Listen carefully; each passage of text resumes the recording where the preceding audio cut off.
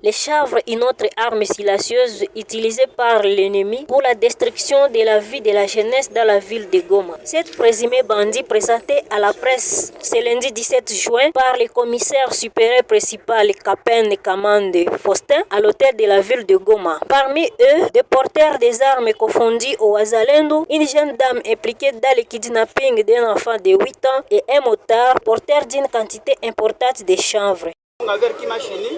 Avec les chanvres que vous voyez ici, monsieur le maire. Appréhendé pour un cas de kidnapping, la demoiselle Odia Moulumba avait enlevé une demoiselle de 8 ans. Pour l'autorité urbaine, la vente ni la possession de cette marchandise n'est pas autorisée dans son fief. Pas plus qu'avant-hier, alerté par des sources indépendantes par rapport à la recrudescence des taux de criminalité dans Mugunga, avenue Njili, avenue Ewabora, Ndosho, avenue Rwasama, avenue Ileo, avenue Kabacha. C'est ainsi que nous avons mis en œuvre certains dispositifs pour démanteler ces réseaux. Dieu merci. L'arme ici entre les mains de Faux Wazalendo qui insécurise Mugunga avec dissipation des munitions. Et c'est une arme qu'il avait utilisée, c'est pas arrachée entre les mains d'un policier. Il va nous dire dans quelles circonstances. Parce qu'il y a des policiers qui sont morts en plein engagement dans le point chaud ou en patrouille pédestre.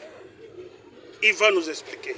Le commissaire supérieur principal appelle la jeunesse de la ville de Goma à dénoncer tout acte incivique et leur demande de ne pas consacrer leur temps dans les réseaux sociaux, sur Internet, sans fournir un effort pour le retour efficace de la paix. Je demande à la jeunesse de Karisimbi, au lieu de passer leur temps dans les réseaux sociaux, Radio Okapi, qu'ils nous apportent le renseignement. Voilà! La jeunesse est partout. Ils sont en toile d'araignée jusqu'au petit coin de la ville. Raison pour laquelle ces compatriotes doivent essayer de revoir leur méthode de travail. Ce n'est pas en distillant les messages parfois incommodes dans les réseaux sociaux qu'ils nous apportent les preuves et nos services sont là pour faire leur travail. À peu près 2 mois, cette dame, avec son copain ou son mari, qui avait tué, nous l'avons arrêté avec son mari avec l'arme. Voilà, curieusement encore relâché. C'est pour d'abord vous dire que ces produits ont un but lucratif. D'une part, ça génère l'argent. D'autre part, ça entre dans les stratégies aussi des ennemis. Il faut droguer les gens pour qu'ils commettent des gaffes dans la ville. Et quand il y a trouble à l'ordre public, l'ennemi cherche maintenant l'opportunité pour s'infiltrer.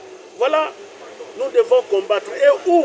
Dans un site de déplacés de guerre. C'est ce qui est encore plus dangereux que ça. Et quand on est sous drogue, on fait de n'importe quoi. Des abus sexuels, des comportements de destruction méchante. Voilà, c'est ce que nous devons éviter.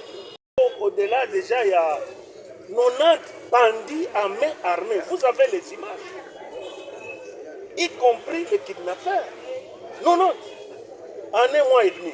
Il faut saluer la bravoure, l'exploit de ces services de sécurité. 34e région militaire, la police nationale congolaise. Eh bien, bien entendu, la communauté des renseignements.